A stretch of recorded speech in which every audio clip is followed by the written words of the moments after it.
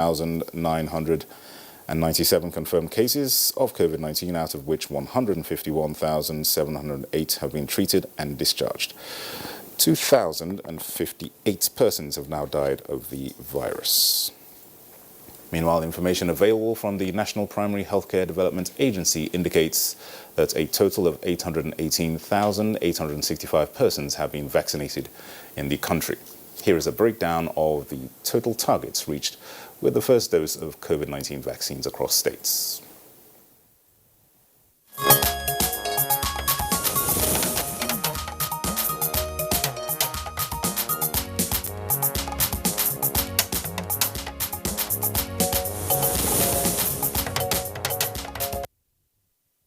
All right, that concludes the morning news on Good Morning Nigeria. The program continues shortly with Kingsley and Claire after this break. Good morning.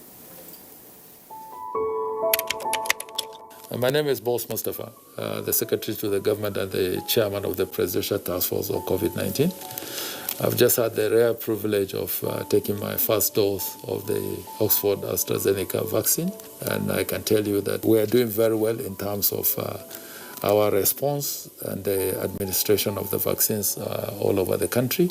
As strategic leaders, we are supposed to lead by example, and the President did precisely that on Saturday with the Vice President, and we are continuing in that particular direction. The essence of taking these vaccines is to help us really fight this COVID-19 virus, and the combination of the non-pharmaceutical measures and the vaccine is the way to go in 2021 and thereafter.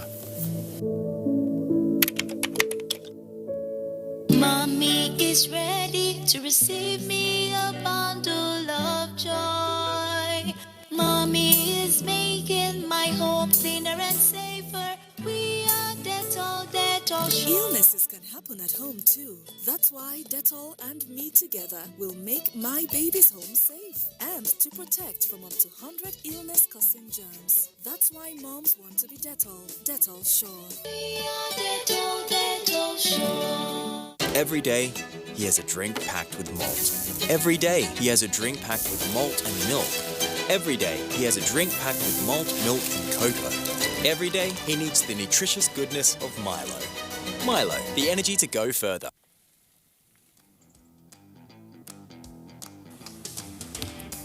Guess what? What? I scored a hat-trick today. Cool! Wow! And how did you celebrate? Just do your hands like this. And hold your nose like this? Body odor is caused by germs. That's why you need the new improved Dettol Cool Soap, which protects against 99.9% odor-causing germs with an extra burst of menthol freshness. Dettol, be 100% sure. Contemporary times require practical skills to remain competitive and relevant in your organization. Therefore, take advantage of NTA TV College short proficiency courses to sharpen your professional skills. Basic Broadcast Accounting and Auditing. Date 19th April to 30th April 2021. 2 weeks. Audio Engineering, Operations and Maintenance. Date 19th April to 23rd April 2021. 1 week. Protocol, Event Management and Public Relations. Date 3rd May to 14th May 2021. 2 weeks. Intermediate Camera Operation Techniques. Date 17th May to 11th June 2021. 4 weeks. The course fee for the 4-week course is 100,000 naira per participant. The fee for the 2-week course is 80,000 naira, while the course fee for the 1-week course is 40,000 naira only. Accommodation inclusive. Venue for all the courses is the serene and secure environment of NTA TV College near Old Government House, Rayfield, Jos. For more inquiries, please call 0803-314-4383 or 0806-980-9807. NTA TV College, Jos, training you to be the best you want to be. Nigerian youths are about the greatest assets the country has at the moment. It is therefore not surprising that the administration of President Muhammadu Buhari is strategically responding to the yearnings of the youth through multiple projects and programs. Youth Entrepreneurship Support Years by Bank of Industry, the Youth Investment Fund by the CBN, and several other conditional cash transfer programs. Recruitment of 774,000 social workers, majority of whom are youths, and so many other projects that are beneficial to youths directly or indirectly. If the administration can do all this, definitely with a degree of enough patience and time, he can achieve more. Nigerian youths must come together to say no to terrorism, no to vandalism, and no to all disruptive tendencies. Hashtag Youth for Greater Nigeria. Pacifying the youths, unifying the nation.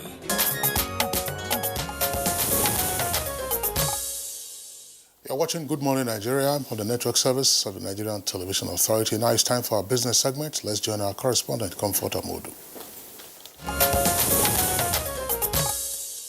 Create jobs and further expand other avenues to earn foreign exchange in Nigeria other than crude oil. To cushion the impact of COVID-19 on non-oil export sector businesses, the Nigerian Export Promotion Council launched a 50 billion naira export expansion facility program, which is a component of the federal government's 2.3 trillion naira economic sustainability plan. The purpose is to boost the country's export capacity, safeguard jobs and create new ones. A development economist, Dr. Emeka Okengu, said proper implementation will increase patronage of Nigerians' product at international markets. When you're talking about exports, there are three clear demands. Demand number one is that for you to be able to keep a contract, you must have volume. If you're able to get that contract, you must have quality. And demand number three is that if you're going to stay in the market, your price must be competitive. Okay, so this is now where you'll be needing some back-end support systems. This is where your infrastructure comes in. And if you're talking about that infrastructure, the most important, of course, will be energy. Okay, the second, of course, will be storage. Okay, which also has to do with energy. The third will be transportation. Okay, if you don't have this allied infrastructure, what is going to happen is that it might be loading a lot of unnecessary cost onto the product and they might make it a little uncompetitive. But otherwise, it's a laudable project. Dr. Kingu also said this will reduce Nigerians' dependence on oil. With business news, Comfort Amodu. All right, many thanks, Comfort, for that package. Newspaper reviews coming up next.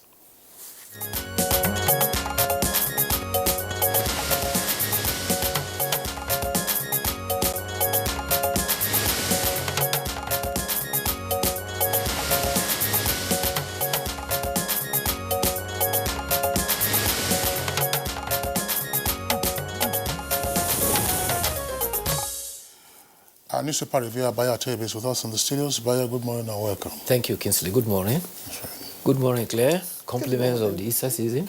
Good morning, Nigeria. Thank you. Thank you. So let's start with Daily Trust. And, okay, let me start with the lead story. Striking doctors to National Assembly. Ban government officials from medical tourism. And it comes with 4 riders. Stranded patients moved to state, private hospitals in Kano. Partial compliance in Borno. Jos, that's talking about the strike now by resident doctors. Services grounded in Ibadan. Fears in Kaduna. We're working on demands, Health Minister. So those are the riders to the lead story on striking doctors to National Assembly. And just below that, the ruins of the Ukoba sawmills at Ibutemeta, Lagos. That's one of the West Africa's largest wood markets that was scattered by fire overnight. You can see the different shots there. Missing NAF jet, rescue operations begin. And just trending at the foot of the paper, Ogun Governor decorates Soyinka as Amotekun Super Marshal, page 37. Now, FG sets December 2021 for completion of Abuja-Lokoja Highway. And let me take you a little just below the nameplate. APC extends registration as Matawale set to join party. It's on page 29. Now, listen to this. 14-year jail term for Nigerians without NIN. Federal government. 14-year jail term for Nigerians without NIN. Federal government, page 4. And a message from Mr. President. Buhari at Easter. Don't allow mischief makers divide us. Don't allow mischief makers divide us. Kingsley. Okay, let's take a look at the Nation newspaper. Nation, above the nameplate, how plot to extend APC caretaker panel's tenure was stalled. 5 suspects arrested over attack on Soludo, and the rider how it happened. 51 million Nigerians captured in need registration. That's page 7. And on page 5, NBA, that's the Bar Association, to probe the chairman of the Code of Conduct Tribunal. That's over an incident at one of the shopping plazas in Abuja where the chair was said to have assaulted a security guard. Now, below the nameplate, confirmed, this is in quotes now, confirmed Abdullahi as FCT High Court's CJ. Yeah, that's a request. It is on page 31. Buhari celebrates with Christians. Search begins for Air Force jet missing in Boko Haram action. 4 soldiers feared killed by bandits, and gunmen attack ex-minister's home.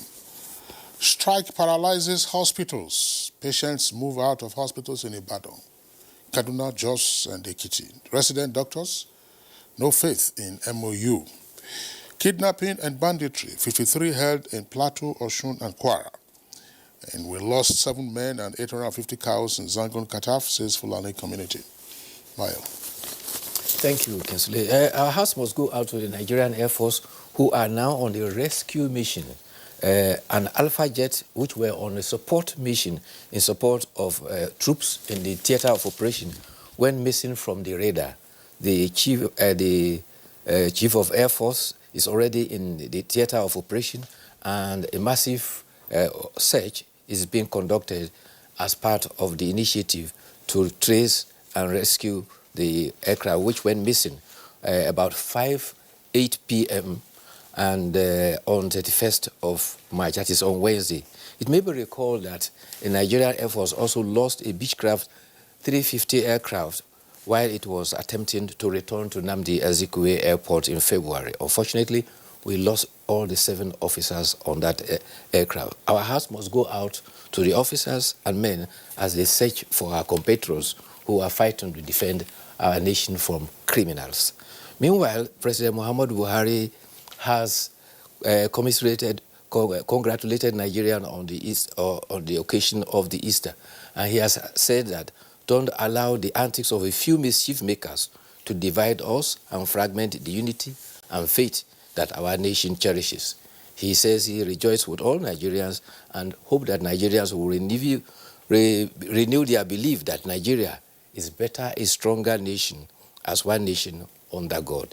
He also said that there is a new resolve in the armed forces to make sure that the security challenges we are facing is a thing of the past.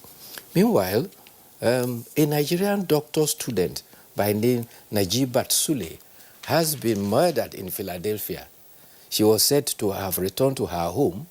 She sat in her car, texting a message with a friend, and a gunman walked to her and shot her severally. Her father heard the first gunshot.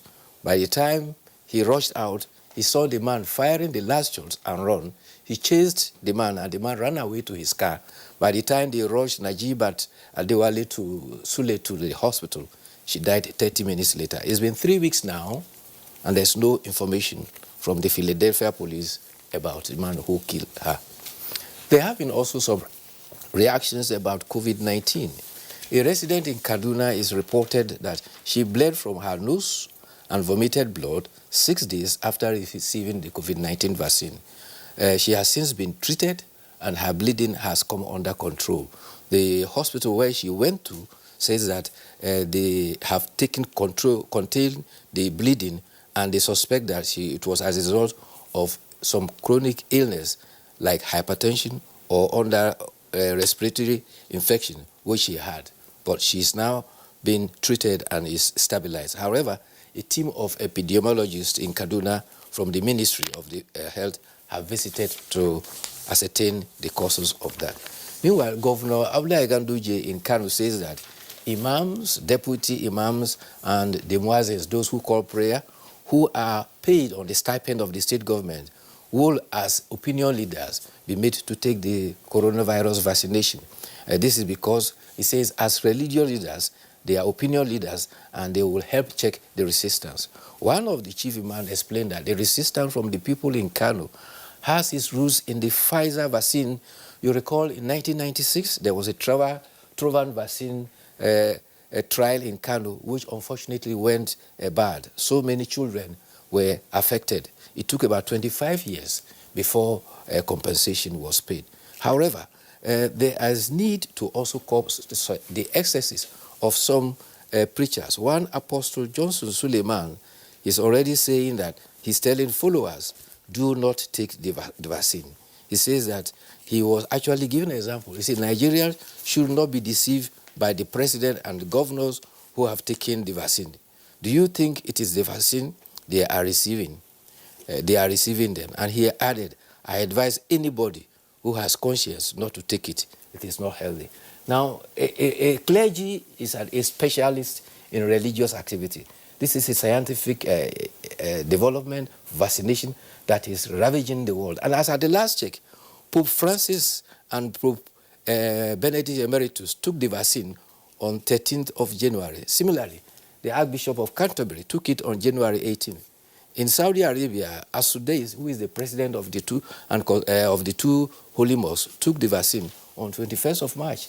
Exemplary, it is to show that a religious leader should serve as opinion leader that should encourage vaccine. But when a specialist in religious faith makes cast doubts and aspersions, as we've seen with the lovebird, which was found by the Ofcom, then there's concern. In fact, the Minister of Health has expressed concern about the persistent doubts being cast on the vaccination as a very dangerous precedent in the country. Well, you know, Bayo, we have discussed this on Good Morning Nigeria on several occasions.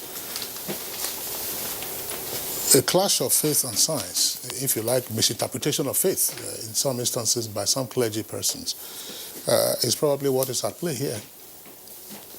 In the US, the target is to vaccinate 3 million persons every day.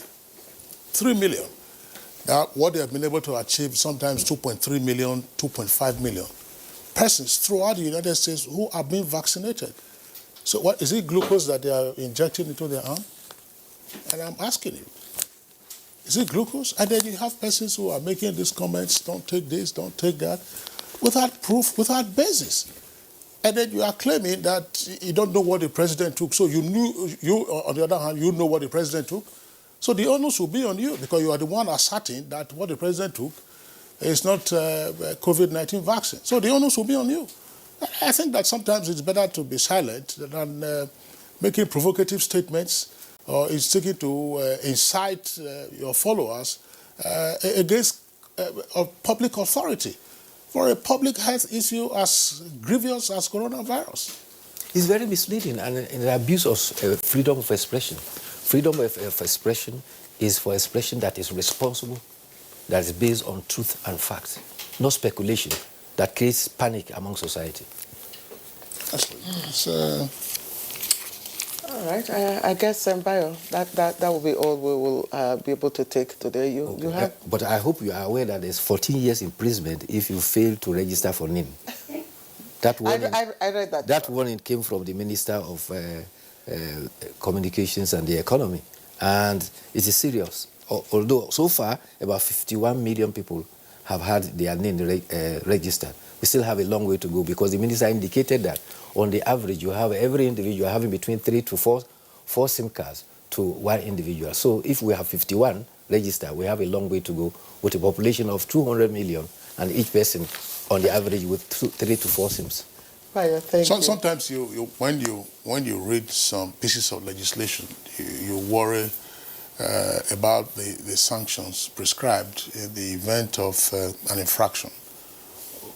Why would failure to register for NIN attract an imprisonment term of 14 years in the first instance? Let's face it. Let's be realistic. 14 years? What for? What is the process or the procedure for registration for NIN? That is a national identification number. At some point, it is also supposed to be said that at birth or once you reach the age of majority, then of course you get registered for your NIN. Not that you fail or neglect to get registered there, they put you in prison for 4. I'm sure that, they will have to turn whole cities into correctional centers, as they call them now, to enforce that. Sometimes some of these provisions are unenforceable. It could be a maximum sentence, so of course you will get less than that. You get less than that. But to say 14 years, we still have a major challenge in our environment with the registration of births and deaths, which is one thing that the National Population Commission is grappling with. In some communities, people die and they just bury them. They don't even report to the authorities. Kingsley, Bayo. Time and time. Yes, it's Friday, so you have a good weekend. You too. We'll see you on Monday. All right, this is Good Morning Nigeria, and let's take a short break. And when we come back, we're talking Easter.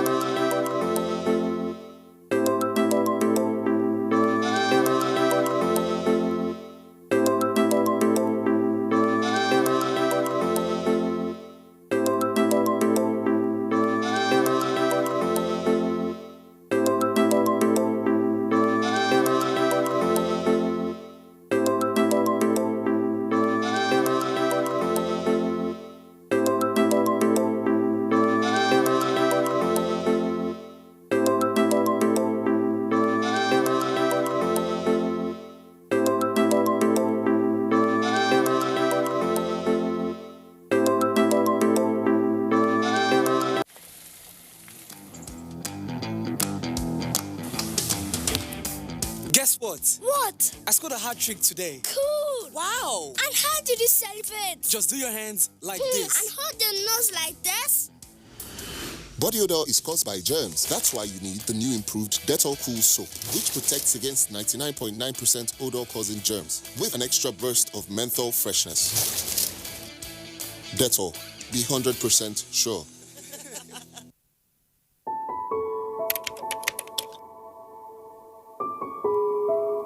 My name is Dr. Faisal Shuaib. I am the Executive Director and Chief Executive Officer of the National Primary Healthcare Development Agency. Earlier today, I took my first shot of the AstraZeneca vaccine. Despite all of the delays, all of the doubts, here we are, Nigerians can finally access the vaccines. I hope that Nigerians will come out and get these vaccines because these vaccines are safe, they're effective, and they truly work.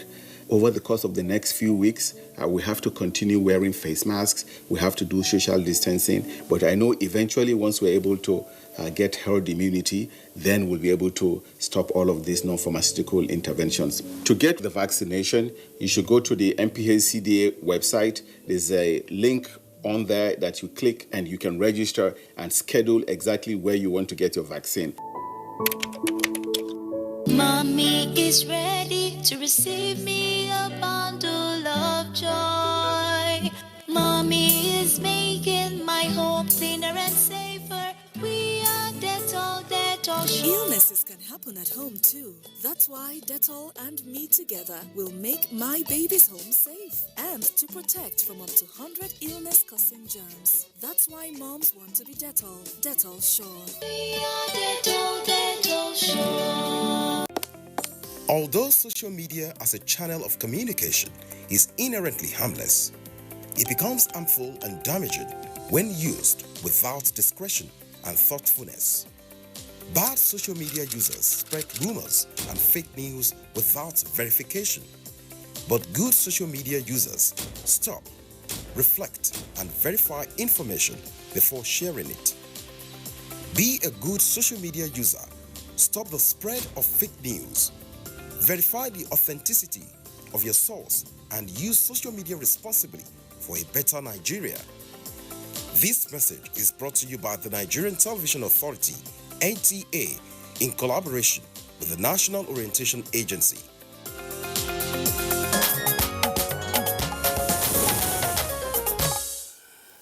You're watching Good Morning Nigeria, and we're live on the network service of the Nigerian Television Authority. Now, before we commence our conversation on Good Friday, Sacrifice for Sustainable Peace, let's listen to this Vox Pop compiled by our correspondent, Victor Azu.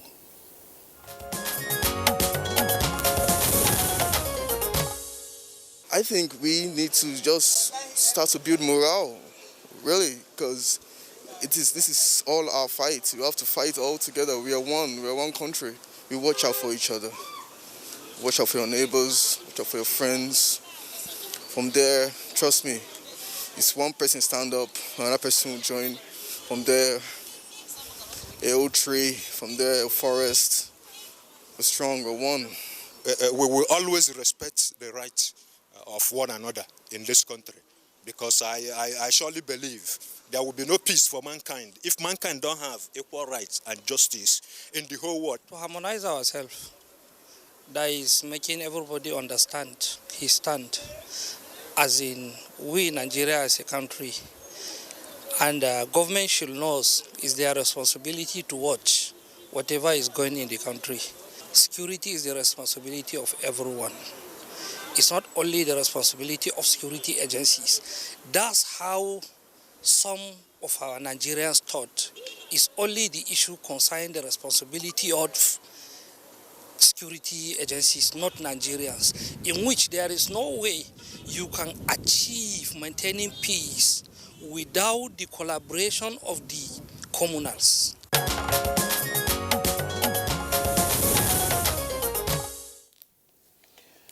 All right, Victor Azo compiled that vox pop for us. And I remember the motto of my former school, my alma mater, it says, action, not words. And I think what we actually need now is actualizing the essence of today in our lives so that we move forward. But let me quickly bring in our guests that have come to the studio right here to speak on Good Friday, Sacrifice for Sustainable Peace with us. Reverend Israel Akonji is Chairman, Christian Association of Nigeria, North Central Zone, and he's also the Senior Pastor of First Baptist Church, Garki, here in Abuja. We appreciate you, sir, for joining us. Thank you very much. Thank you. Also with us here in the studio in Abuja is Reverend Udochi Majesty Odikanwa, Senior Pastor and General Overseer of the Restoration Life Assembly International here in Abuja. Thank you, Reverend. Thank you so much for having me. God bless you. Thank you.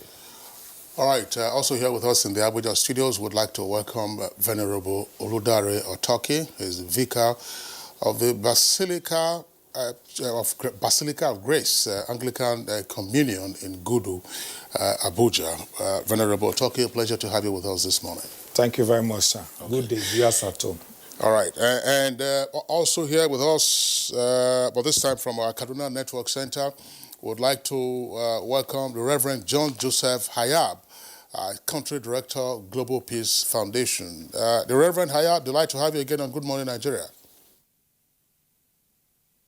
Thank you very much, and good morning, fellow Nigerians, and happy Good Friday. All right.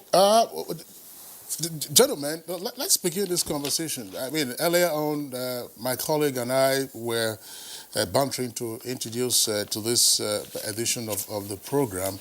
The common point often that arises on Good Friday is if Jesus Christ was crucified on a Friday like this, so what's good about a Friday when such a heinous action was taken against the Son of Man? Let's begin with the Reverend Dr. Akonji. What's good about Good Friday? Yeah, thank you very much. I think this is a very good question. Good Friday, I think it's a beautiful program to be doing Good Friday on a Good Morning Nigeria. So two good things happening at the same time. We do really hope we'll have a double portion of God's goodness at a time like this. Now, yes, we talk about Good Friday because we are actually talking about the effects of the day. Good Friday is the day that Jesus was crucified on the cross. Actually, for Jesus, it was a painful day. It was a day of suffering. It was a day of shame. It was a day of death.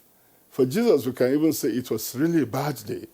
However, for us, the result of it is that it is good, because when Jesus was being crucified on the cross, he carried on himself the sin of the entire world, to the point that at a point on the cross, he had to speak out, Eloi, Eloi, lama sabachthani, which means that, my God, why have you forsaken me?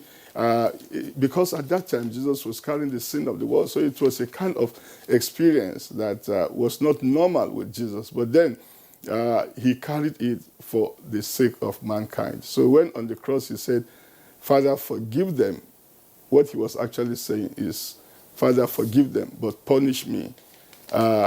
Release them, but let me take their punishment on myself. So for Jesus, it was really a painful day.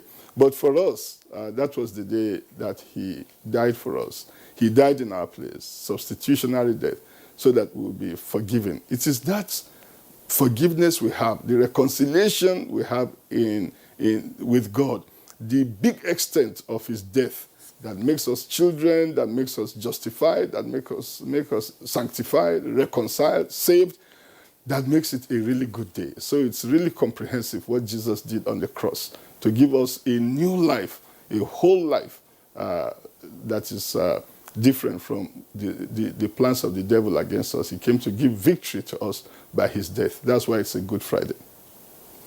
All right, Reverend Akonje, thank you. I like to also take the same question to Reverend Udochi Odekanwa, and I'm actually going to ask, when or how the word good, came to be attached to Easter, because you had the Thursday preceding the crucifixion is identified as Holy Thursday. And in other climes, you have Easter Friday, Easter Sunday, and, Easter month, that's the resurrection. So how did we come to attach good to a day, of the crucifixion? Thank you so much first of all, I'm so highly elated of being here. Looking at it from a kind of a social analytical view of this Easter celebration, you are talking about good that is attached to today, because we have a master. We have a mentality that there was a personality that came for rescue. There was a personality, a leader, not just a Christian leader, a moral leader, a spiritual leader, a sociological leader, an opinion leader. A leader the Jews and the non-Jews believed in. And they believed that this personality left his ego, left all his apes personality traits, and abased himself for the nobody to be somebody. And so he could have seated in his father's throne and say, I'm not going to come. But he came, he chose to die. And because he chose to die, it was called good for the simplicity of the sacrifice. Now, why was it called good? Because without the death of Jesus, there couldn't have been Christianity.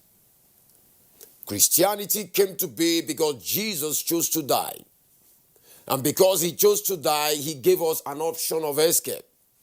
Before, man was everlastingly doomed for condemnation from the first Adam, where he disappointed God. But he became the second Adam who brought an option. And so, for God so loved the world that he gave his only begotten Son. And now whosoever believe in him will not perish. Before, it was not so. But Jesus, it is now good because he now fulfilled his coming on earth. One thing is for somebody to be born. Another thing is for the person to have an assignment. Another thing also is for the person to complete the assignment. Jesus was born. Jesus was given an assignment. And Jesus completed the assignment. So the completion of the assignment is what has attached the nomenclature good. And so let me say something now. No, as leaders, political, religious, opinion leaders and all that, I think people should be able to attach our existence on earth as good. When you are leaving an office as a civil servant, when you are retiring, people should be able to tag all your years of staying in that office as good.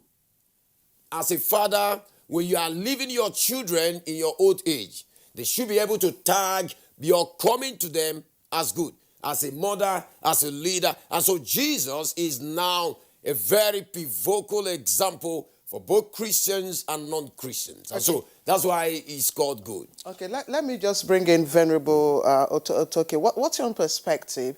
Now, does good describe the crucifixion itself? Without good, does it make any meaning, or is it meaningless? Is it meaningless?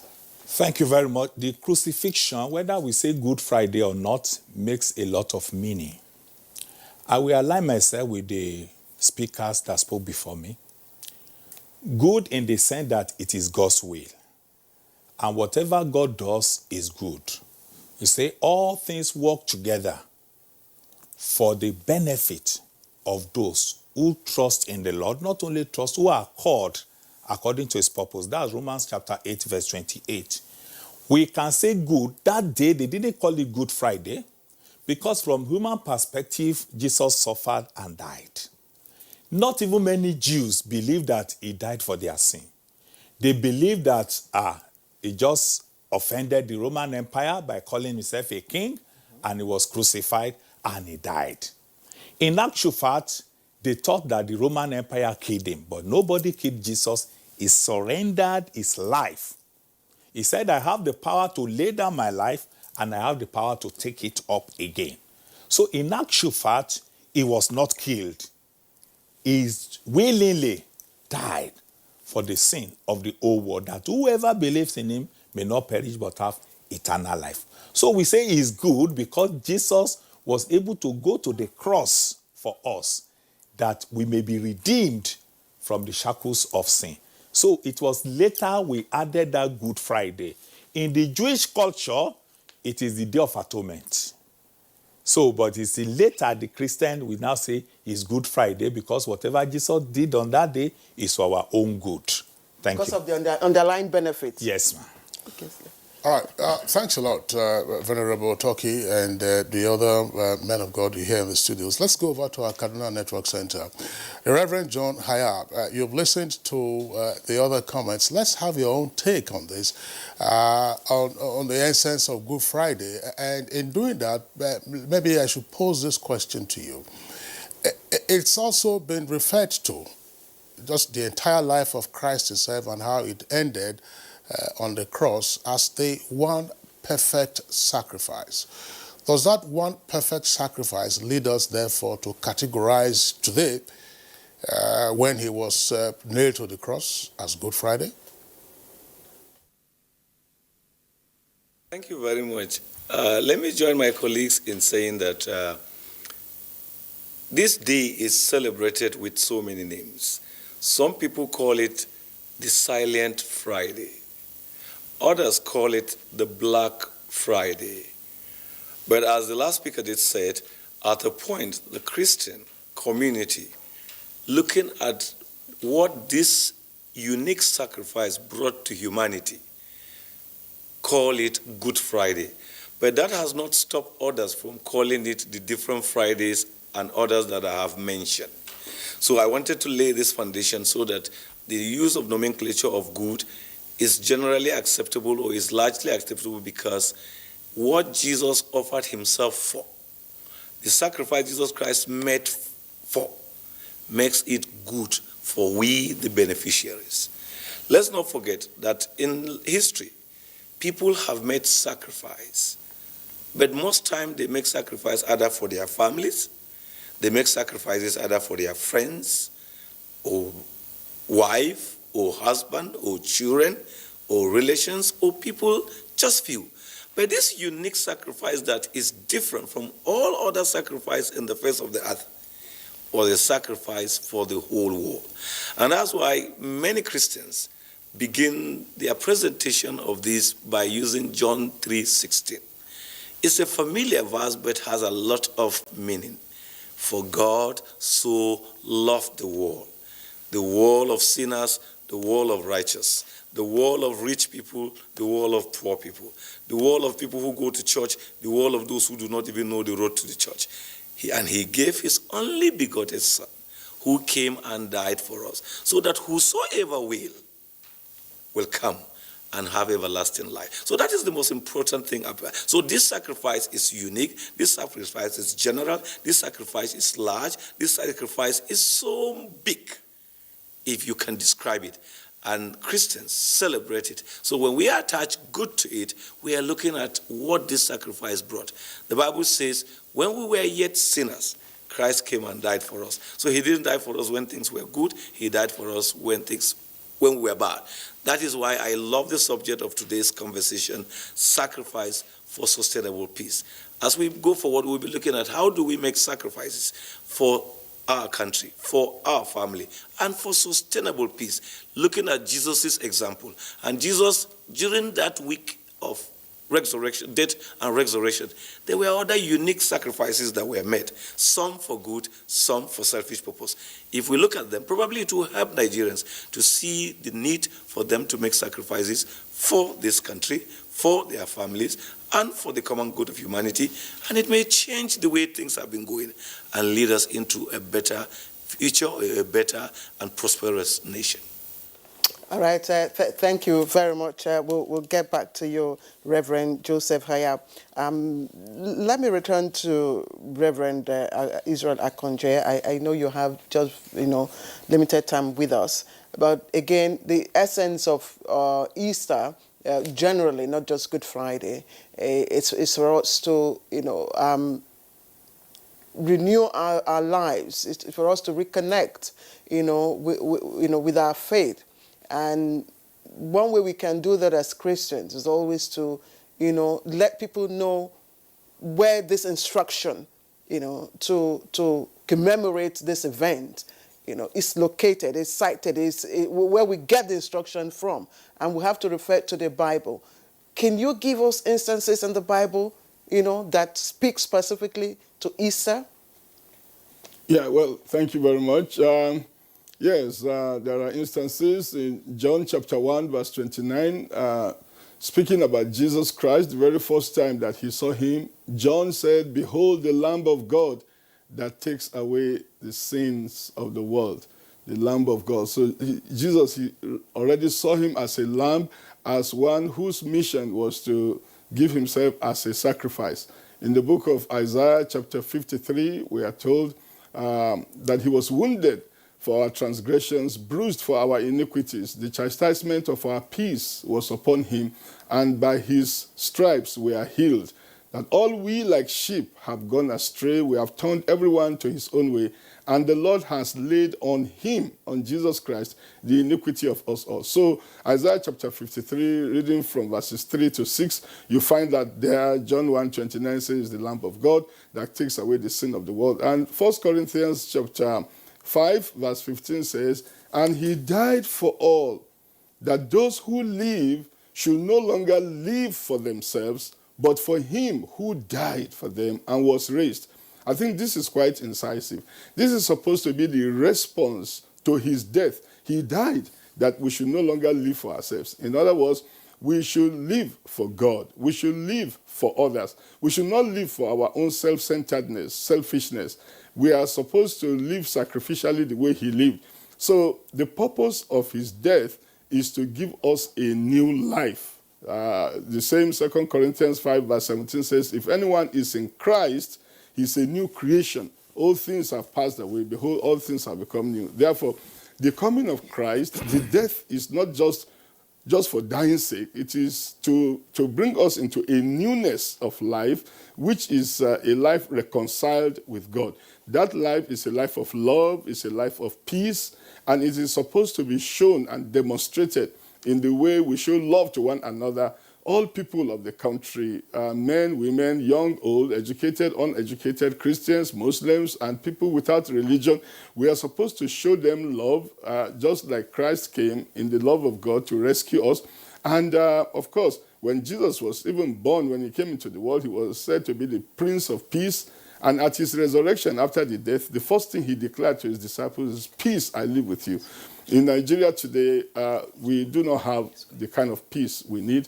And this season is to remind us that the Prince of Peace came to reconcile us so that we will have peace with God and peace with one another. And so all this banditry, killing, rape, kidnapping, wickedness that is going on, terrorism, all these things are completely inimical to the purpose of Easter. Therefore, it's a call for us to live a newness of life that will be expressed in love, in joy, and in peace with one another. Just before you go, Reverend, if in evaluating within the context of the essence of Easter, how would you evaluate the conduct of Christians over the years? Because this is an occasion we've been celebrating for God knows how many years now. So how would you now evaluate our conduct? Have we actually assimilated? Have we put to practice, the essence of this, the core of our faith? Well, thank you very much. And that is why there is a continuous reminder, because, yes, to some extent, we try to respond to the Easter message, the coming of Jesus Christ, sober reflection, turning away from our sin. But mankind is very forgetful, and that's why Jesus, even around the Easter, he established the communion and said, do this in remembrance of me, because he wanted them to constantly remember. Mankind is very forgetful. We usually remember the things we should forget, and we forget the things we should remember. And what we should actually remember always is the death of Christ for us, and of course, his resurrection too. And if we remember this, we will not want him to be crucified again. We will respond to God in the newness of life that is expected. So in terms of how we have performed, one does not really have a scale of evaluation, but I can say we are all work in progress, and whatever we have done, we should do more. So what's your message today, just as you leave? What's your message? What will be my message is that, like Paul will say, not that I have attained, but one thing I do, forgetting what is behind, I press on. My message is for us to press on in the way of Christ, in his sacrificial manner. Remember Jesus, he gave everything, the Bible says, and he emptied himself, but God came to exalt him, and he has given him a name above all names. I want people to know that when they make sacrifice, it is not in vain. God himself will come to exalt you in his own way, and Jesus received back all that he gave. At the end of the day, you will lose nothing for living a sacrificial life for your family, for the nation, for wherever you are. And sacrificial life will also bring peace to all. So let us do this, and God's exaltation will come at the fullness of time to each one of us. All right. Thank you very much, Reverend Dr. Israel Akonji of the Baptist Convention. We'd like to appreciate you for being with us. Thank you quite very much, some sir. very brief moment that you have spent, but very impactful. Thank you, and best of the Easter celebrations. Thank you. Now let's return to our other guests. I just want get some conceptual clarification, beginning with Venerable Ludario Toki. We're discussing sacrifice, which Good Friday represents, the Easter period, what it represents. But you also find in the Bible, particularly in the Old Testament, that obedience is better than sacrifice. So, well, here we are exalting the virtue of sacrifice. How then do we find the conjunction between the admonition in the Old Testament that obedience is better than sacrifice, and then the one perfect sacrifice we now find in the New Testament in Jesus Christ? Okay. Venerable Toki. Thank you very much. I think the Reverend Akanji was able to say something earlier, that people sacrifice, some for good purpose, some for bad purpose. God is omniscient. He knows all. And when he gives instruction, he knows why he gives the instruction. Yes, obedience is better than sacrifice. Even obedience to God is a sacrifice. What is sacrifice? Sacrifice means giving up something you think is beneficial to you. Mark my word, you think is beneficial. At times it may not be beneficial, but you think it's beneficial. But sacrifice is giving it up. So when we say obedience is better than sacrifice, in the context of what we are discussing today, even when you talk of sacrifice, you talk of sacrifice according to God's will. If it's not according to God's will, it's not acceptable. Jesus Christ died on the cross according to God's will, according to what God has written concerning him. One of the things you will hear Jesus saying always is that the Son of Man goes as it is written of him. So obedience to God is much more higher than any sacrifice. But in the obedience, you see sacrifice there. For example, in Romans chapter 12, Romans chapter 12, verse 1, Apostle Paul was writing, he said, please, I beseech you by the mercy of God, that you present your body as a living sacrifice, holy and acceptable to God, which is your reasonable service. So sacrifice, if it's not in obedience to God, is not acceptable. And another thing I want us to, and my viewers at home to hear is this. When we talk of sacrifice, when we talk of obedience, let us individually personalize it. Don't start to look at, that man sacrificed, that man did not sacrifice. Look at yourself. How am I faring in God's sight? So obedience to God is much more important than any sacrifice. God does not ask you. For example, now, Jesus died on the cross. God has not called me to go and die. That's the truth of the matter. If I now say I want to kill myself to satisfy God, that will be outside God's will. Because it's only God's will that is beneficial, that we get a reward from God. Thank you. The Reverend Udochi, what's your take on this? Yes, just like the Venerable has said, real obedience goes with sacrifice. There is no dichotomy between the two. If you are talking about obedience and it's not attached with sacrifice, it's a ruse. And you cannot also get sacrifice without obedience because it takes a real down-to-earth person to say, I let go of what gives me comfort in order to comfort another. You must leave your comfort zone in obedience and also in readiness to part with something that is very, very imperative for your own comfort, to comfort another.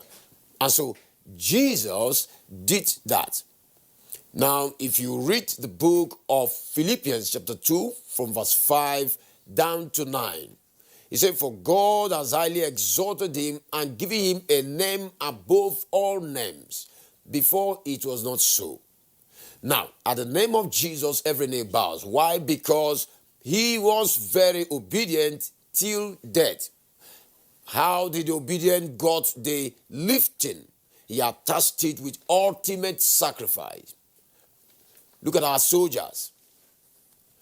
Our armed forces men laying down their lives in sacrificing for the defense of this nation. That's what we talk about. That's what we are talking about. Obedience and sacrifice. They go together.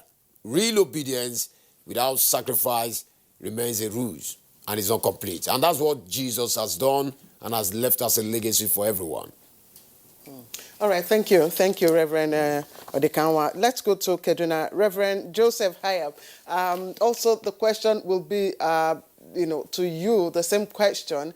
I just like for you to also let us know, is it possible to, divulge obedience from sacrifice? Because if you recall, somewhere in Mark, I think Mark 8 and Matthew as well, Matthew 20, it tells us that Jesus already told his disciples of the ordeal he was going to go through.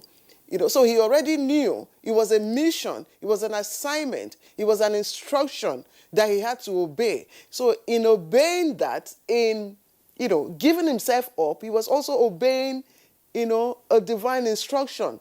So which of the two virtues, should we really emphasize at this point in time or during this celebration? Let me use the Old Testament you actually use in asking your question. The verse says, obedience is better than sacrifice, which simply means you have not made sacrifice if you made the sacrifice outside or in disobedience. It is not sacrifice. So if you are making sacrifice, make sacrifice with an obedient spirit. So the prophet was talking to the king about obeying. If you claim to have made sacrifice, don't forget that any sacrifice you do that is not from an obedient spirit is not sacrifice. And I like the way Reverend put it using the military. The military are people who are under instruction. The fact is that one of the key things in the military is obey before complain.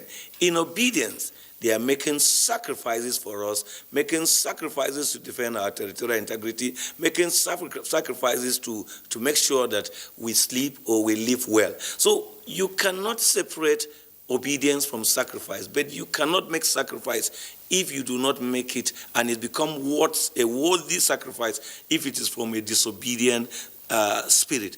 And Philippians did say that Jesus is our example of obedience, who obey till death. It is the obedience that makes his sacrifice of death a useful one. Do you remember in the Garden of Gethsemane, in one of his prayers, he even asked, take this cup off me, but not my will, let thy will be done. In other words, I want to obey you, and I'm going to obey you. I will stand and obey you to make this sacrifice. When you claim to be making sacrifice, but not from obedience, then it is not sacrifice. There are examples of sacrifices people are making in today's world that is not from obedient spirit, and such sacrifice are not sacrifice. And that is what the essence we want people to know at Easter, that if you claim you are making sacrifice for God, is it in line with the will of God? Is it in obedience to the word of God? Is it in line with the plan and purposes of God for our country and for humanity? Don't say you are making sacrifices. Well, you are not. And I want to still come back to tell you that that particular verse you use, it wasn't the sacrifice we're talking here. It was a sacrifice of burning something that the then king did without waiting for the priest to permit him.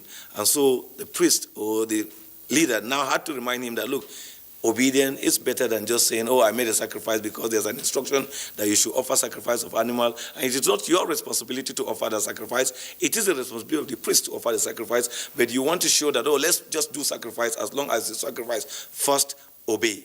If I walked into a bank now, as much as I may be a financial expert, an accountant, the man who sits on the counter as the cashier is the person I'm going to obey his instruction. If I don't sign the paper, I can get the money. Just because I am an accountant and I have knowledge of accounting, do not make me the cashier in the bank. So that's what the context that the priest was saying to the king at that time, that look, don't claim that you've made sacrifice. That sacrifice is not good enough since you do not obey the instruction that is pertaining to the sacrifice. So we want to say here that Nigerians, it's good to make sacrifice, but be sure that you are making the sacrifice in obedience to the will of God, in obedience to the word of God.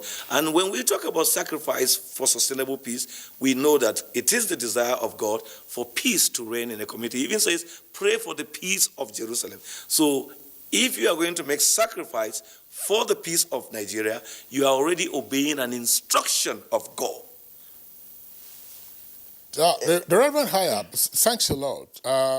I just want to ask this question, based on what you said and based on what we know from biblical teachings. And the question, of course, first we're going to Venerable Turkey. At his moment of torment, Jesus himself said, let this pass over me. Why is sacrifice such a challenge to humanity? Sacrifice such a challenge to humanity? At the time that Jesus was praying in the Garden of Gethsemane, he said, Father, if it's possible, let this cup pass over me. That is humanity in operation. Do not forget that Jesus is total divine and total human. He's completely divine and completely human. When he said, Father, let this cup pass over me, his humanity was in operation.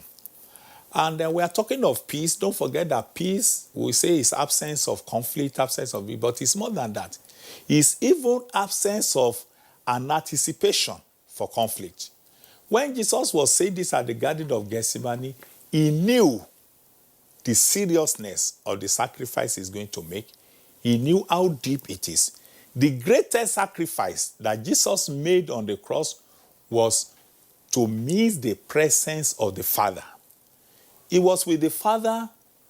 He was God himself. He was with God. If you read John chapter 1 from verse 1, it says, in the beginning was the Word, and the Word was with God, and the Word was God. He was in the beginning with the Father, and all things were made by him, and nothing was made without him. But there is a process now going to the cross when he knew that he's going to carry the sin of the whole world.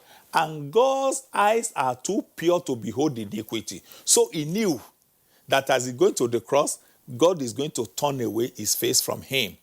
That is so tormentous. That's why he said that if it's possible, let this cup pass over me. When you talk of sacrifice, sacrifice is not an easy thing to make. We know that sacrifice are different levels. For example, you want to buy something, maybe you have 10,000 naira, or let's say 2,000 naira, you sacrifice, you give it out. You may not feel it as much, but you have been saving to buy something, maybe worth 100,000 naira, and they say you should give it out. That sacrifice is greater. Now, the greatest sacrifice is to give your own life. As human beings, we can give every other thing, but to give our life is a problem. And that is why God is demanding for obedience from us. Obedience, because going to the cross, the most tormentous aspect of going for the cross is that the Father turned away his face from Jesus. To the extent that Jesus looked up and said, Father, Father, why have you forsaken me? And to show that truly God forsook Jesus on the cross. For 3 hours, there was darkness, which we now remember today by having 3-hour services and talking of the 7 words on the cross. Sacrifice is not an easy thing, and that is why it is demanded for by God. Not what you will want to do yourself, but please, anyone will do outside God's will is not acceptable to God. People of the world may call it sacrifice, but to God, it's not acceptable. To round it off, sacrifice is not easy. All right. Just before we come back to Reverend Odikawa, Reverend Joseph Hayab, I wanted to follow up with this question just before Kingsley came in. People would ask, did the sacrifice, Jesus made, did it actually engender peace in his society? Because his followers, after he was crucified, after he passed, his followers, came under intense, persecution. Some of them were beheaded, others were killed in all sorts of manner. So did it actually engender the kind of peace, and how does that, resonate in our society today? Well, Jesus himself said something very interesting in John 16, verse 33. He says, in this world you will have many troubles, but be of good cheer because I have overcome the world. Jesus did make sacrifice for the peace of humanity, make sacrifice to unite humanity and God, make sacrifice to bring about peace and wholeness in the world. But you see, anything that is good will always have challenge. The devil will always challenge everything that is good, everything that comes from God, everything that will benefit humanity. I can say this without quickly making a reference to the Garden of Eden.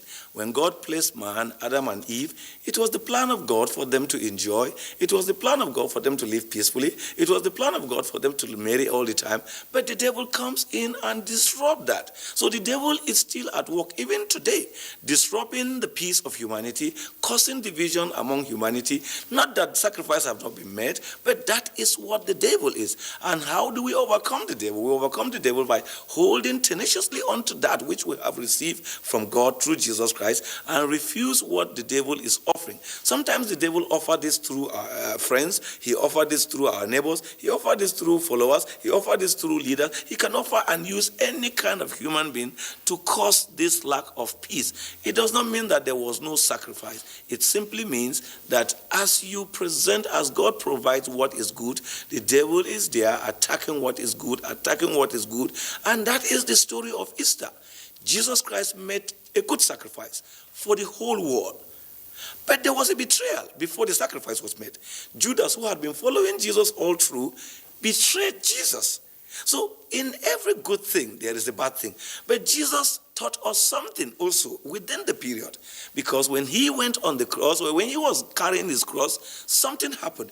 A man who had no business with Jesus was compelled, that is Simon the Cyrene, to carry the cross of Jesus. So in the mix of bad things, God will always bring someone to do something good. In the case of Simon the Cyrene, he was actually compelled, but the story of his life ended by saying that he ended up as a bishop. So sometimes people don't understand sacrifice at the onset, but as the going get on, they will come to appreciate. But there was also another very important person, Joseph the Arimathea. He was not even there, but he was part of the Sanhedrin. When he learned Jesus had died, he offered his very prestigious, rich, prepared grave, as it was done in the custom of that time, and sacrificed his grave for Jesus to be buried. That's to tell you that at Easter, there were so many instances of sacrifice. Jesus himself must sacrifice his life. Someone was compelled to sacrifice his business to carry Jesus' cross, but along the line, it turns his mind from being an ungodly to a godly person, and somebody willingly offered his grave. So I think the story of Easter teaches us so much about sacrifice, that in the mix of sacrifice, there may be challenges, there may be betrayal, as we saw in the life of Judas, but the sacrifice that is done for the larger good will always overcome.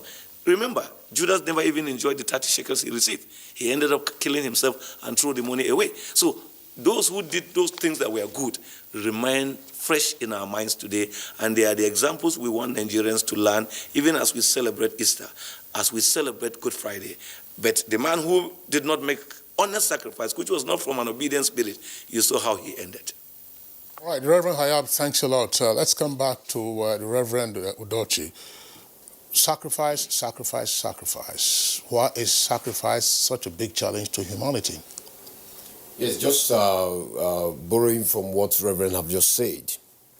As I said before, sacrifice simply is defined as leaving your comfort zone, discomforting yourself in order to comfort someone who is discomforted already. That's number one.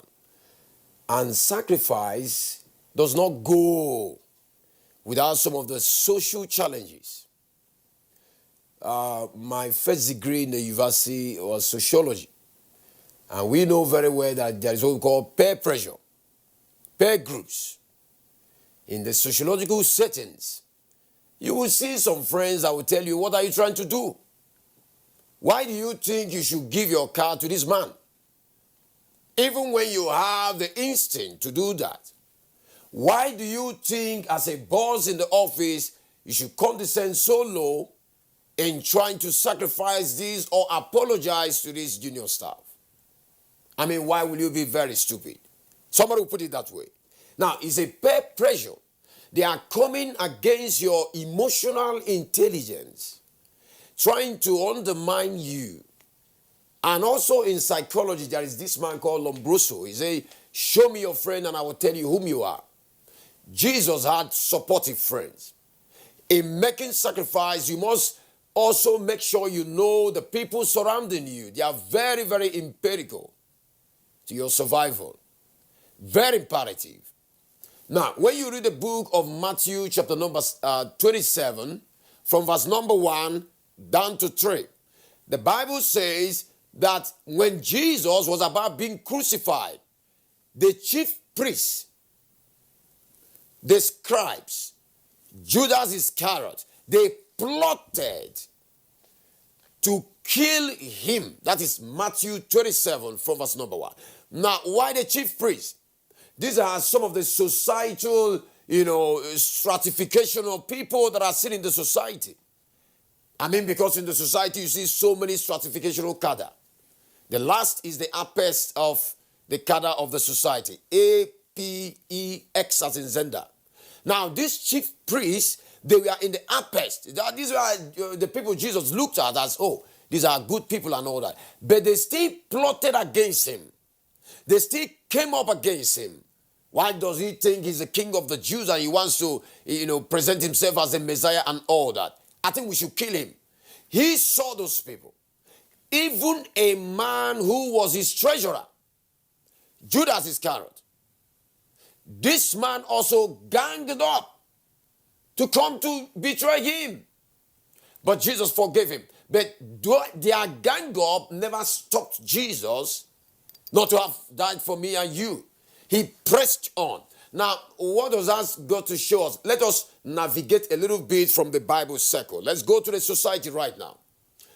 Our leaders and even the led should be people who has a high resonation of emotional intelligence.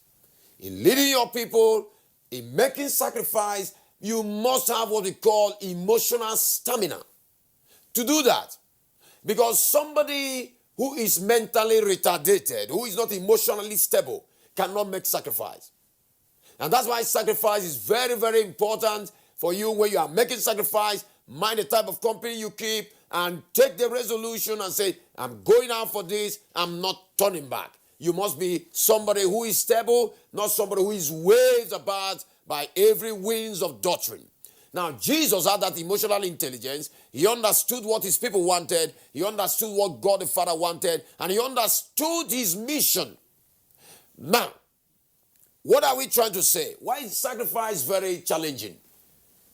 Just like Brookings have said, it's challenging because of the peer pressures around you, the family settings, the sociological settings. Now, in sociology, that's what we call the agents of socialization. You talk about the family being the number one primary agent of socialization. Now, when you grow up in a family, it's very important for you to know that some family members will tell you, why are you trying to do that? Why do you want to, risk your life in joining the military? You want to defend the nation? You are the only son I have. Why will you die for this nation that doesn't even care for anybody that dies, in the course of duty? Look at the other man that died. They didn't do anything. And you say you want to die. You are my first son. You are my only child.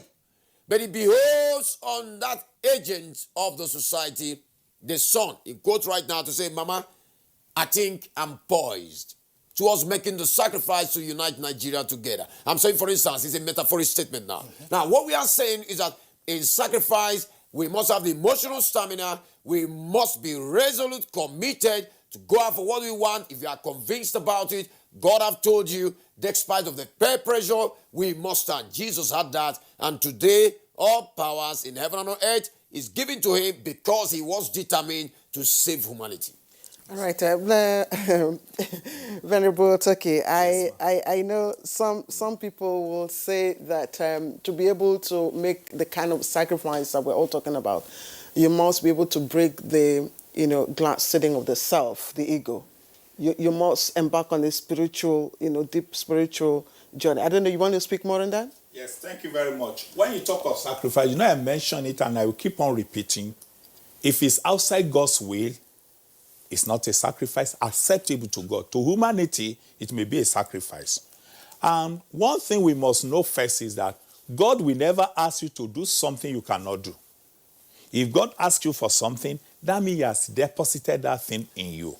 But now sacrifice is becoming a big issue today because of the fallen nature of man. The fallen nature of man is egocentric. We always think of ourselves, what will it benefit me? What will it benefit me? Even when you are talking of sacrifice, many people are making sacrifices looking at what will be the benefit for me. At times, we make sacrifice because of ego. We say we do this for people to hail us. There is something going on in Christianity today. Let me use this opportunity to let me plead with my brethren. God asks us to do charity. When you do charity, And the money you are paying for publicity is even more than the money you are using for the charity. Please watch out. God will never ask us to do what we cannot do. But the fallen nature of man, we always want to look at himself, at himself, at himself. And that is where the problem lies. Today, we make sacrifice out of obedience to God and, more importantly, love. There is that factor we must know. If you don't love somebody, you cannot sacrifice for that person. You cannot. And that is what I want us to imbibe in this nation. Let's love one another. Today we are talking of sacrifice for sustainable peace. Sustainable peace. Because when you look at the history of Nigeria, we have not enjoyed any sustainable peace. You may enjoy peace for some time. Something else will come up. Something else will come up. Something else will come up. And we find ourselves where we are today. One, because it's difficult for people, both the leaders and the led, to make sacrifice. The led, we have a problem today. We cannot sacrifice to verify when we hear any news, any article on our social media. We just jump into conclusion. No sacrifice. Yes, the leaders also, they need to make more sacrifice. And it's not just by mouth, show it. Sacrifice is an action, not just words, not in words, but in action. But I know it's very difficult to make sacrifice today. When you look at the biblical point of view, Jesus made that sacrifice. You asked a question earlier, which I wanted to respond to, that if we look at what Jesus did, can we say that his sacrifice has achieved the intended peace? I will say no, unless we want to deceive ourselves. No. But the issue is this. The peace that Jesus brought is an everlasting peace when he is allowed to reign. The sacrifice he made was a gift. And the process of gifting is not complete until that gift is accepted. This peace will come when we all accept Jesus Christ, first of all, as our Savior, that his death on the cross has saved us. Secondly, we accept him as Lord, that is, following his instruction. It may be difficult yet, yes, but his grace is sufficient for us. Thank you.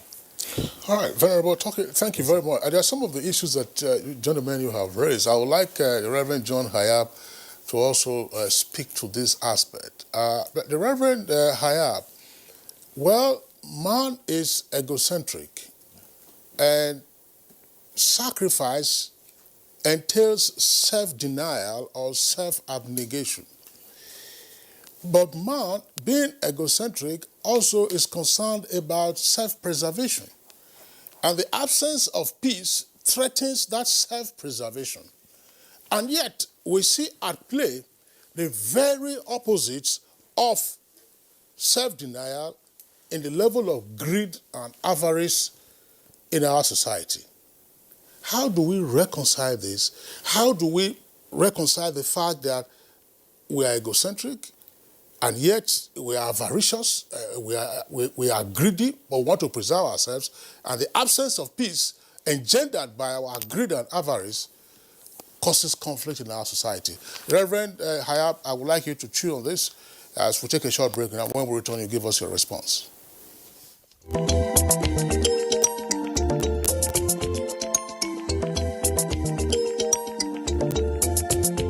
Hungry, tired, often dehydrated, yet risking their lives.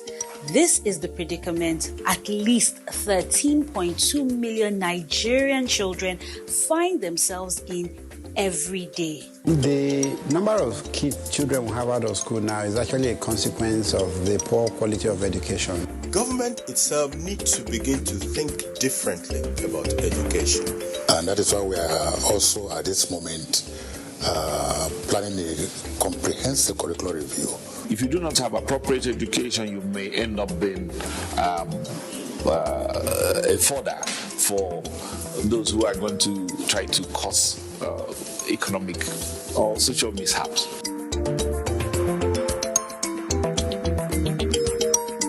Mommy is ready to receive me a bundle of joy. Mommy is making my home cleaner and safer.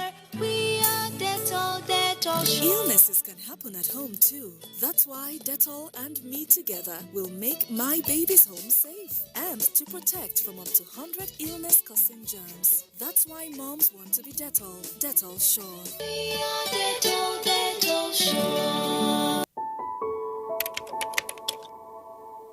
As Oni of Ife, as someone who cares about the well-being and safety of our people, it's time for each and every one of us to realize that COVID-19 is real and it has killed millions of people around the world. Scientists have developed this vaccine. The vaccine is safe for everyone and it contains no microchip, nor can it alter our DNA. However, we must continue to stay safe and stay clean, wear face masks, clean our hands on a regular basis, and try as much as possible to avoid a very large crowd and gathering. For those who choose to be vaccinated, it will go a long way in protecting yourself and your loved ones from COVID-19.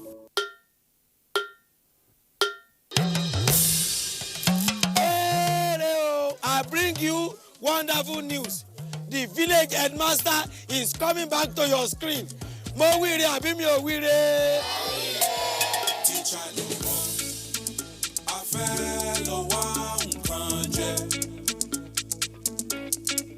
Teacher jọ̀wọ́, a fẹ́ lọ wá nǹkan jẹ. Ọmọ onírẹsì ti dé. Ajebo na better school for last gidi. Not be all this on a rugged school for Ijabi. I don't know for you. Second, it's called Oja Village. Kadesi. We know happy at all. And I know that even you too, you are getting a lot of orders too. Hey, we are trying, shall. Sweep her leg out. She was standing there. Sweep it. I love you so much. And how did I give you the impression that I was interested in that position? 50-year anniversary. You mean anniversary? I mean, I talk with that now. Not for me. You want make I die? Not for me because of Pamio.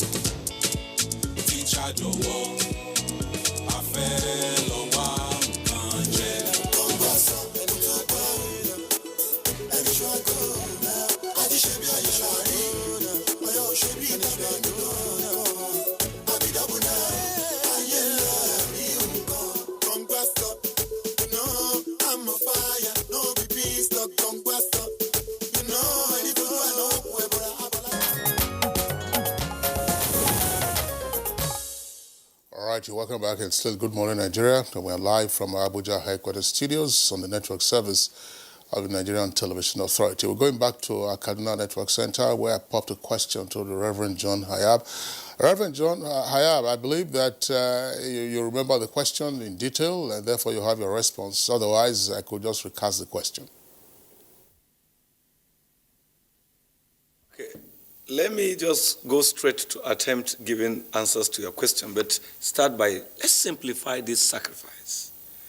When we talk about sacrifice, there are many stages of sacrifice.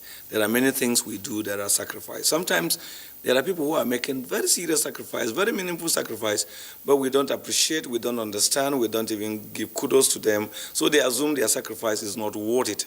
I think Jesus taught us something about sacrifice. When in the temple, people were coming forward to give offering, and one widow came and gave what is today called a widow's mite. And Jesus publicly said, oh, among all the givings here, this is the true giver, because she gave from her all. But the other ones, they have plenty, they have a mess, they just came to shop. So I think this is where Nigerians need to know that honestly there are people in this country that are making good sacrifices, that are making honest sacrifices, but because of who they are, The sacrifice do not look big, and sometimes we don't value them. Go to hospitals. Those who clean our hospitals is sacrifice for sustainable development. Those who make sure that certain things work around us is sacrifice. Those attendants. But sometimes we speak about the big people, the big things, forgetting that if those people had not cleaned the hospitals or cleaned the ward, probably no one would have even slept there. So these are the things we must know. Because why do we have the issue of selfishness and greed, as you said? It's because the other person is just looking at sacrifice from the big thing. He's not looking at sacrifice from those tiny things that people are really contributing to society. So I want to encourage Nigerians that you can sacrifice if you are working in a motor park. You can sacrifice as the cleaner on the street of Abuja, street of Kaduna, street of Kano, street of Lagos, street of Jos. You can sacrifice as just someone who probably is watching things happening and things are bad. Have you driven along the road, or you are standing by a road and there is something, an object that falls? That object could lead to the bursting of a next coming vehicle, and you are in position to remove that object from the road. You don't need to wait for another person to tell you to do that. You can do it. But in this country, people feel, oh, it's not my responsibility. Let me just don't go and try what people will accuse me or will start asking questions. And we have developed such a doubting spirit among ourselves today in this country that even when you do what is good, people still doubt you, people still question the rationale behind what you are doing. But I think your conscience should decide and convince you that what you are doing is for good, is for common good, and is for the glory of God, and in obedience with the will of God, go ahead and do it.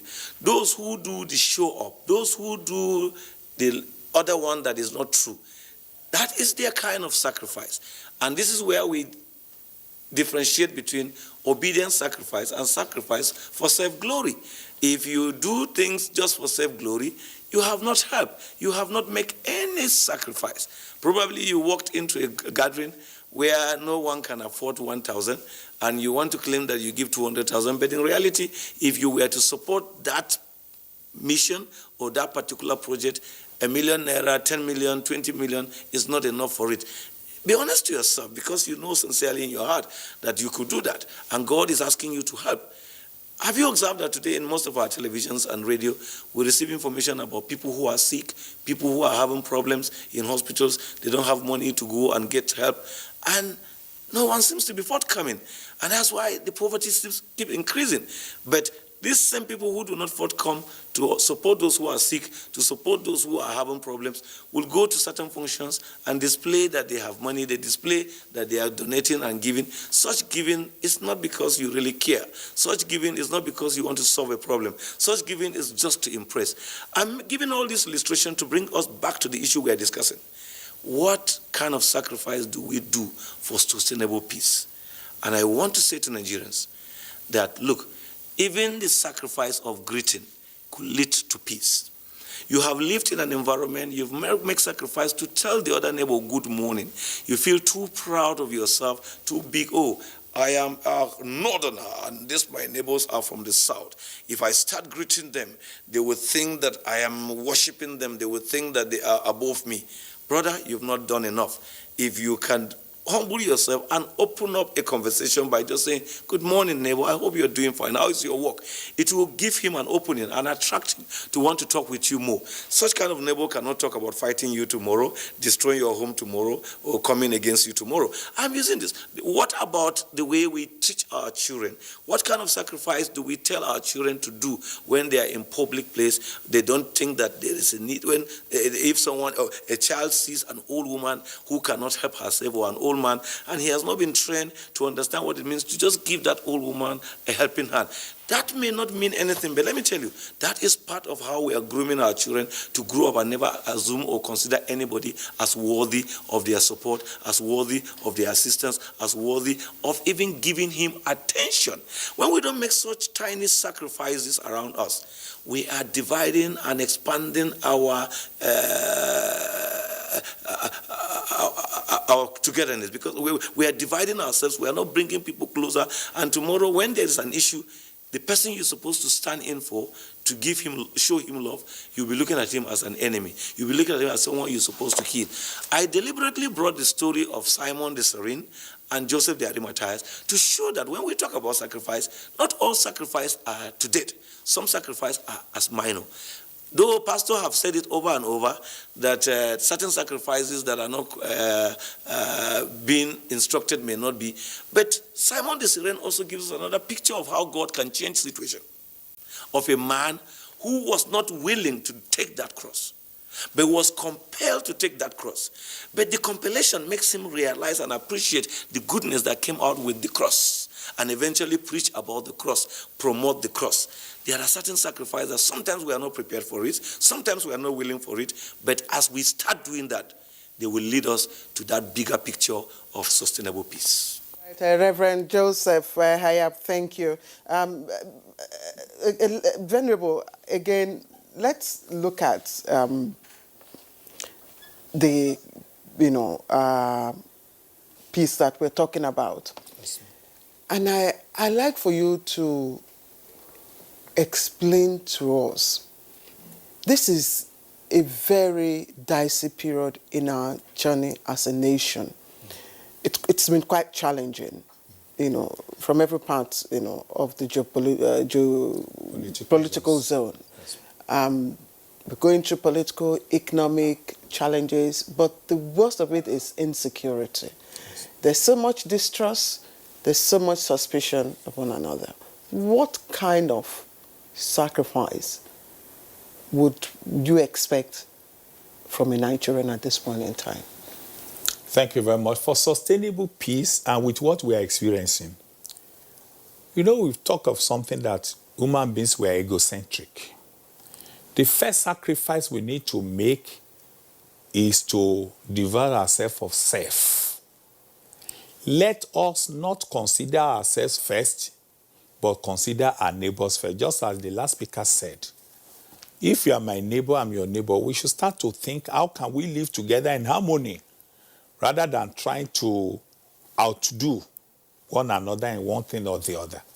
Now, talking of the state of the nation today, insecurity everywhere, if people are ready to make sacrifice outside Christianity now, let's say, okay, if I want to steal, I believe that I lack that thing, or it rightly belongs to me and it's not me, so I can steal it to get it.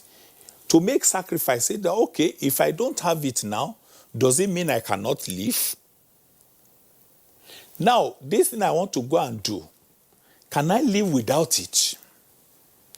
That's the sacrifice we need to make now. Let's start from the government. The government needs to make sacrifice more than ever before now of securing the nation. And that's the truth of the matter. Coming to the religious circle, we need to make sacrifice today. Christians, Muslims, and so on, because you will discover that most of this insecurity, one of the precursors is religious. The reason is that if I see somebody be killed, you ask whether is he a Christian or a Muslim. My reaction now depends on what religious affiliation he has. That's very wrong. Secondly, we need to make sacrifice that, for example, I believe that without Jesus Christ, you are not saved. That's the truth of the matter. But at this time, if I preach to you and you say no, it doesn't cause any fight. We still move on. This is what you believe. Fine. This is what I believe. Fine. That doesn't mean we cannot still live together in harmony. We can still trade together. See what is happening in Kwara State now, for example, on the issue of hijab or no hijab and so on and so forth. And there's a lot of problems. Those people, have they not been living together before now? Have they not been going to different schools before now? Why suddenly there is a problem? The devil just used some people to create problem where there is no problem. We all need to make sacrifice. That's on the part of the government. I've talked of religious. Then individually, just like the last speaker said, we need to sacrifice. In fact, there are some things they are not even sacrifice, they are just service. Something, you see something that is not appropriate on the floor, you pick it. Sacrifice is level to level. Even in the traffic, you are a special road marshal, this FR said. You see hold up, even if you are in a hurry, because of that hold up, find somewhere appropriate to park, assist them in traffic control. Because I've discovered that thing in Nigeria, even in Abuja here, it just takes one man. When you get to any junction, just take one man to control the traffic and everything works. But if we are not ready to make sacrifice and we're always thinking of ourselves, there'll be a problem. They led also, today, fake news is the order of the day. Fake news is the order of the day. But first of all, make sacrifice of finding out what's the source of that news. Being a pastor, I have a large social media. My people post any kind of things. When I see such a thing, I will ask, where did you get it? Say, somebody forwarded it to me. I say, okay, the person that forwarded it to you, did you confirm from him where I got it? Say, no. I say, then don't forward it if you are not sure of the source and are not sure of the facts. That's the number one sacrifice we need to make. 2, it's easier to lie than to tell the truth because of our fallen nature. Let's make a sacrifice of saying the truth we know. Not only saying the truth we know, but saying it in love. Because that's what the Bible commanded us. It says, say the truth in love. Not the truth in anger, not the truth that will spark another problem. Because many times we say things, for example, we are talking of vaccine now, COVID-19 vaccine. I found a lot. Okay, the president came out on TV that he got his own. Somebody said, are we sure it's COVID-19? It's actually the vaccine that is not empty syringe. Do you have an alternative information telling you that it's not the real vaccine? If you don't have that, why are you putting doubt in the minds of people? And it takes sacrifice to change our ways. Because if we don't change our ways, there can be no peace in this country. Thank you, sir. All right. Thank you very much, Venerable Toki. I know you're talking about the elements of sacrifice. Sacrifice of time, yes. Sacrifice of knowledge, sacrifice of resource, and sacrifice of labor. These are some of the elements in sacrifice. But back to the Reverend Udochi. In your opinion, what ways can we further exploit for sacrifice towards the ends of sustainable peace in our country? Thank you so much. Sacrifice, as I've always defined, maintaining the peace of another in order to discomfort yourself at a particular instance or level. I will be taking your question from the angle of types of sacrifice. When you talk about sacrifice, we have to break it down. We have to break it down so that a layman will understand and it doesn't become very ambiguous for somebody to say, these are pastors speaking now. But let them also see that these are informations being dished out. Not that pastors are speaking on Easter, something or something, but this is some of the things, norms that will help our society. If you talk about sacrifice without making it your culture, culture is a way of life, according to Taco Passing 1992, a way of life of a particular set of people. The way they reason, the way they dress, and the way they act. And so when we come in this nation, so many people have the opinion Nigeria is a corrupt nation, but I'm not of that opinion. In every 12, you must have a Judas. It doesn't mean you are using a hypothetical statement to generalize the whole citizen of this nation. And what we are going to do in that is to make sure we prove our neighbors. We prove the skeptics wrong. We prove everybody around us, even in the international community. How? Number one, going into the types of sacrifice that Jesus came to stand as a symbolic reasoning opinion to lots of people. Number one is what we call truth sacrifice. Truth sacrifice in the sense something happened here now, and there is an inquiry. Who did this? Everybody say, I'm not the one. But it takes a man of sacrifice. It takes a man of character to say, I'm the one. Or, I saw with my eyes, this is the person. That's number one. Because in sacrificing, you must bring down your ego. Allow your ED to do the work. ID. You must allow your self-ego and what people will say to get down. You see, you asked the question, Brookies, you said, why is it difficult for people to sacrifice? And I made a statement of peer pressure. I made a statement of socialization. The people you have around you can socialize you into becoming a fraudster, into becoming, a parasite even, somebody who is very lazy. You just base on people. You want leaders to sacrifice your food, sacrifice the shoe you are going to wear, sacrifice everything. Even how you are going to sleep with your wife, you want them to sacrifice about it. Everybody say, Mr. President, you must do this. Oh, very fantastic. Leaders are voted, to take care of the land. But we must know also that there are so many things we will start behaviorally as individuals. We're having it as a cradle of culture to imbibe in our lives in helping the nation, the society, and helping the leaders.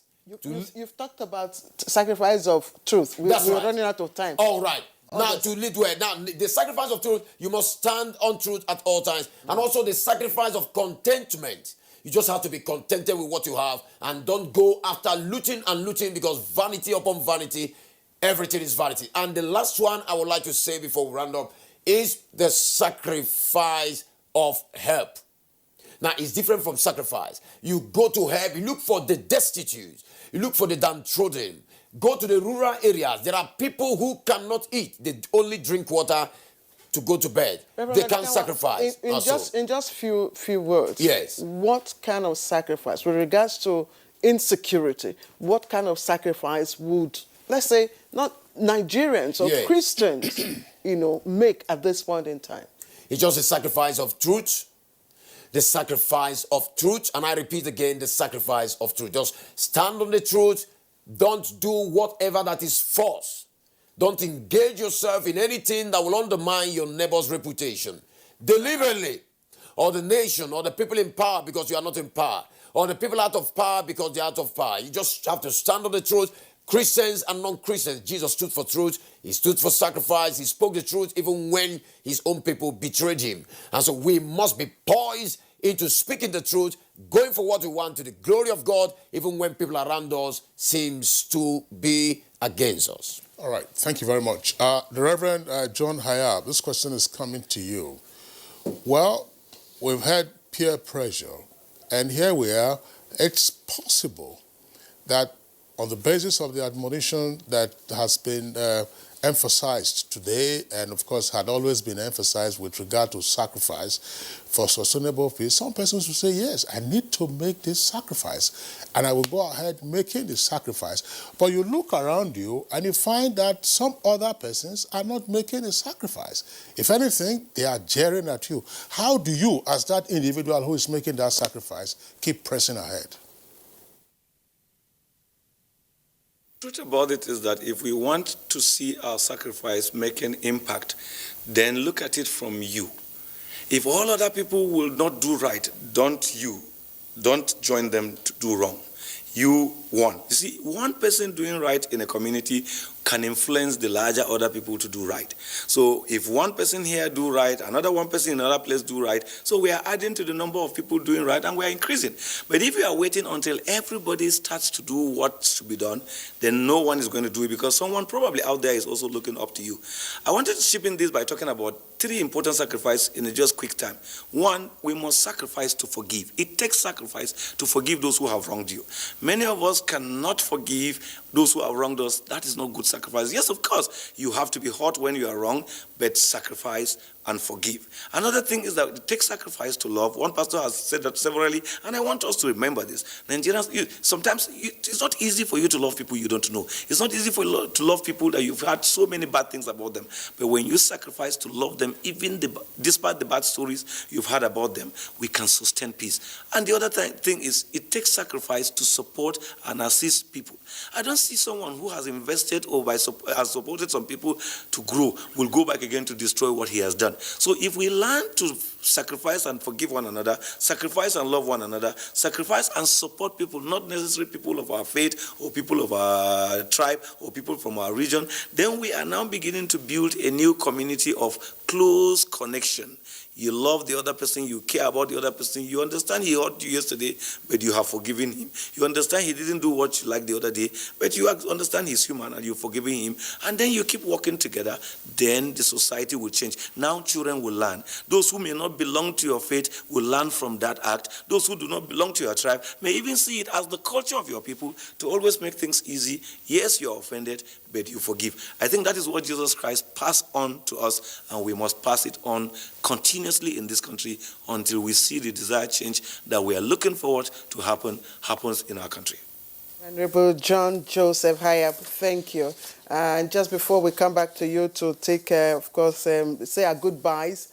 All right, we've run out of time actually. So let me quickly appreciate you, Reverend John Joseph Hayab, Country Director, Global Peace Foundation, joining us, of course, from our Kaduna Network Center. Thank you very much, and do have a fruitful Easter celebration.